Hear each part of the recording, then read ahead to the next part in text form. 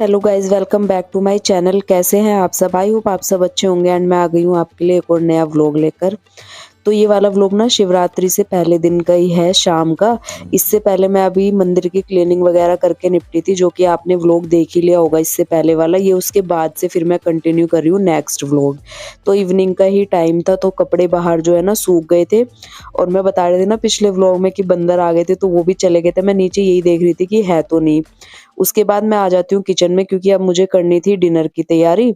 तो बस यहाँ पर मैंने ना आलू गाजर मटर कट करके रखी थी, तो उनको मैं अच्छे से वॉश कर रही हूँ। जैसे बीच में थोड़ा बहुत मैं फ्री बैठती हूँ ना, तो मैं इस तरीके के काम अपने निपटा लेती हूँ, सब्जी वगैरह कट करना, क्योंकि ये ना फिर बाद में इजी हो जाता है हमारे लिए ही। और ये बथुआ था जो आपको पिछले व्लॉग में दिखाया था, मैंने साफ करके रखा हुआ था इस कंटेनर में।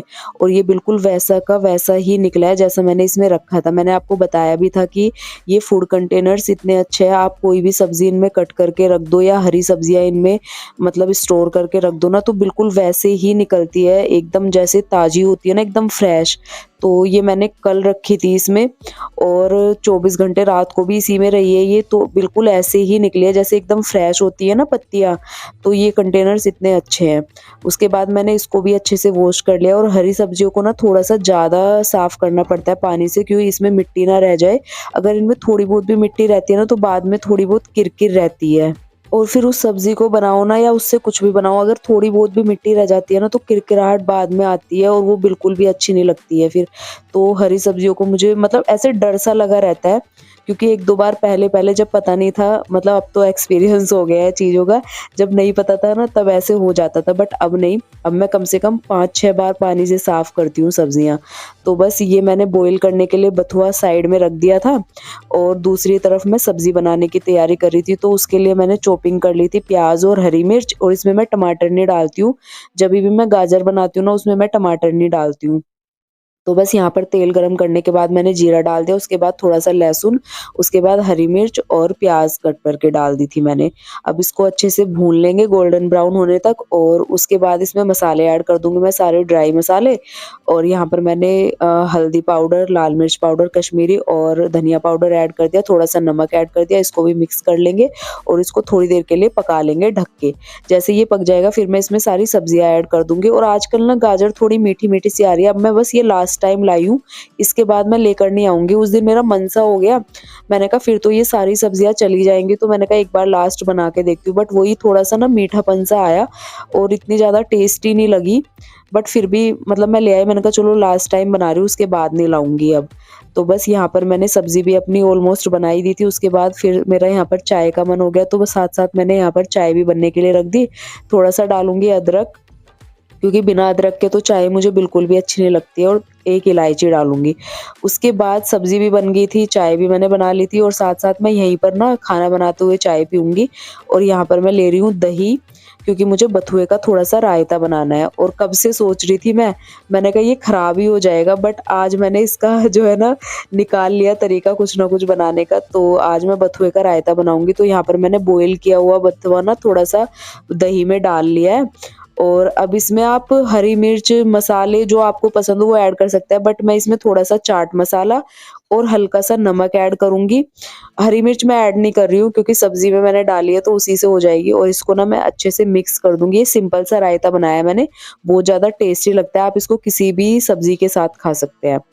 तो बस फिर आता है नंबर रोटियां बनाने का। तो यहाँ पे मैं फटाफट से ना रोटियां सेक लूंगी, और आज का हमारा डिनर जो है बन के तैयार हो जाएगा।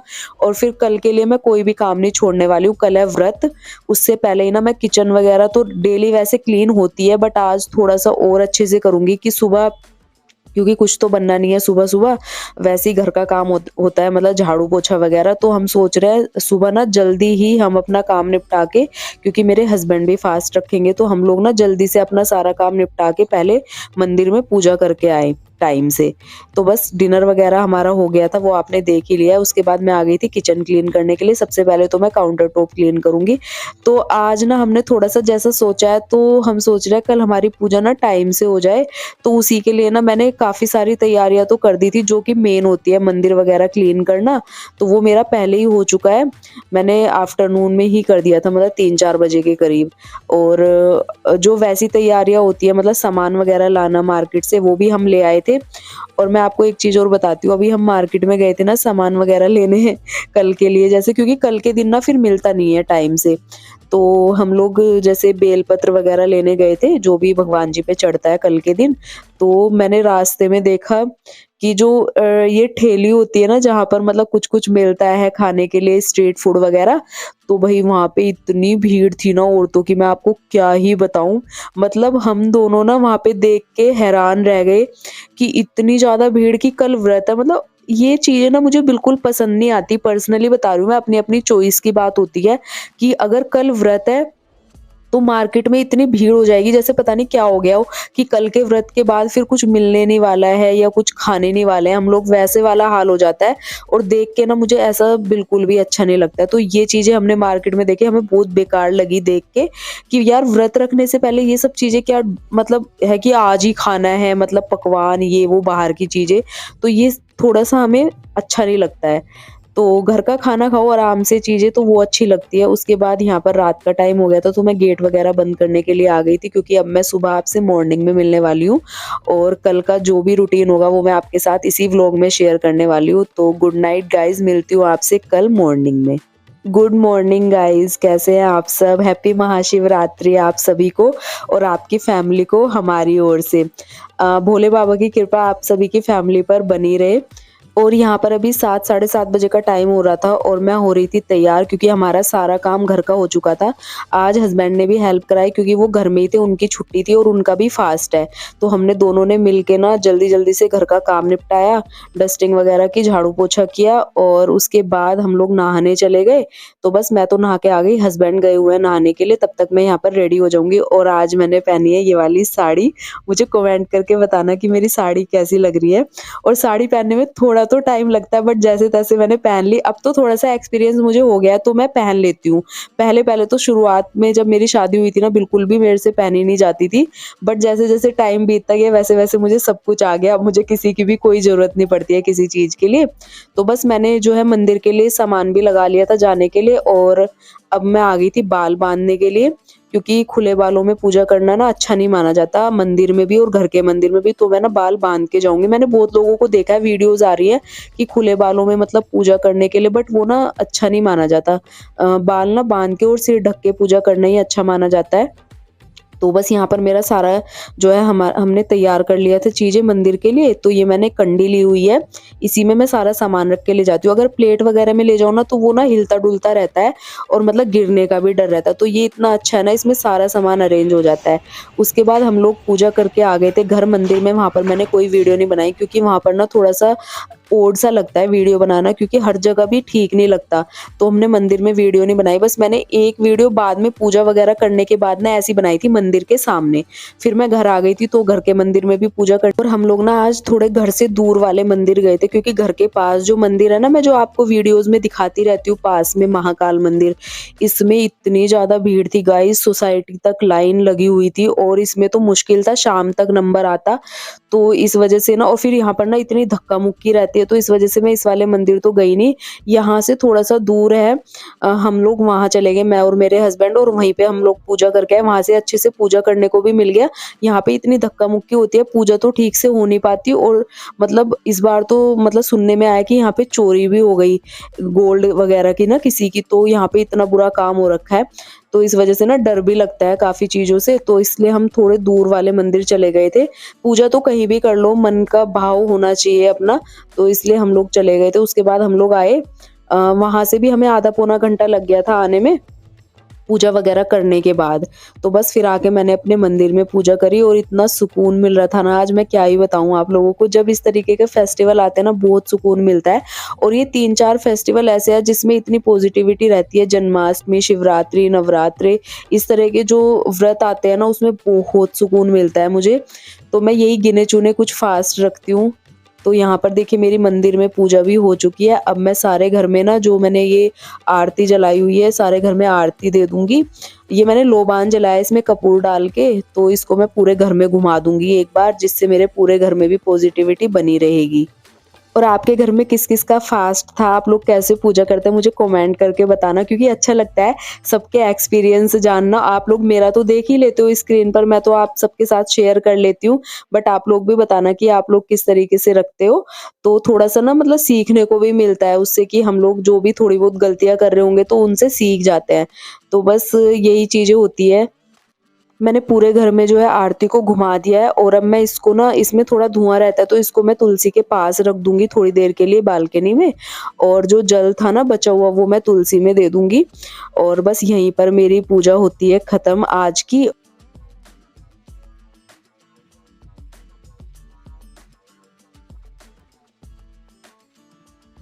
तो आज की पूजा करने के बाद उसके बाद मैं आ गई थी किचन में। अब बनाऊँगी चाय, क्योंकि चाय की क्रेविंग होने लगी थी। वैसे तो सुबह-सुबह एक बार पी लेते हैं, बट आज व्रत था। सारा पूजा पाठ खत्म करने के बाद ही अब मैं चाय बनाने के लिए आई हूँ, और साथ में हम लोग केले लेके आ गए थे कि केले खा लेंगे और साथ में चाय पी लेंगे। वैसा कुछ मैं नहीं बनाऊँगी। आज हम फलाहार वाला ही रखने वाले हैं, और इसी बीच में ना मैं चाय बना रही थी और हस्बैंड यहाँ पर पता नहीं बैग से इन्होंने क्या निकाला। तो उसके बाद ये जब मैं एडिट कर रही थी ना वीडियो, तो ये वाली क्लिप मुझे जब मिली, और फिर ये मुझे किचन में लेने गए, क्योंकि आज वुमेन्स डे भी था। तो आप सभी को हमारी तरफ से वुमेन्स डे की बहुत सारी शुभकामनाएं। तो अभी तो मुझे हंसी आ रही थी ये लेके क्यों जा रहे हैं, तब मुझे ये ड्राइंग रूम में लेके आए ना, फिर भी मुझे नहीं पता चला कि ये क्या मतलब कर रहे हैं। उसके बाद बोले कि इधर बैठो, मैंने कहा आप बैठो इधर। तो फिर बोले इसमें बताओ क्या है, मैंने कहा मुझे क्या पता, आप ही बताओ क्या है।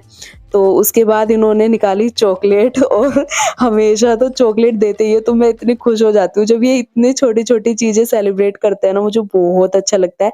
उसके बाद इन्होंने निकाला बिल। मैंने कहा ये किस चीज़ का है? तो मैं आप लोगों को दिखा रही, कह रहे ये कहने लगे रुक जा अभी।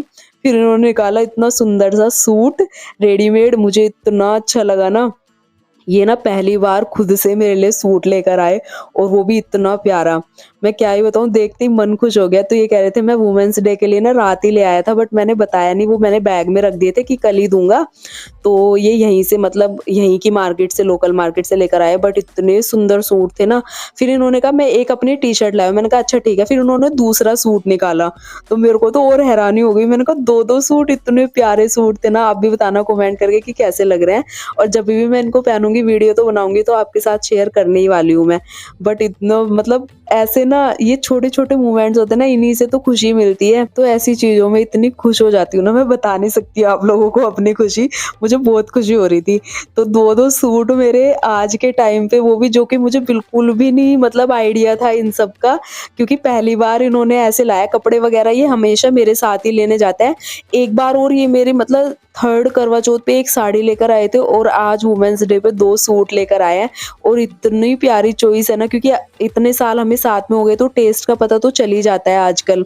तो बोल रहे थे कि अगर चेंज भी कराना होगा ना तो करा लेना। मैंने कहा नहीं, दोनों मुझे बहुत अच्छे लग रहे हैं।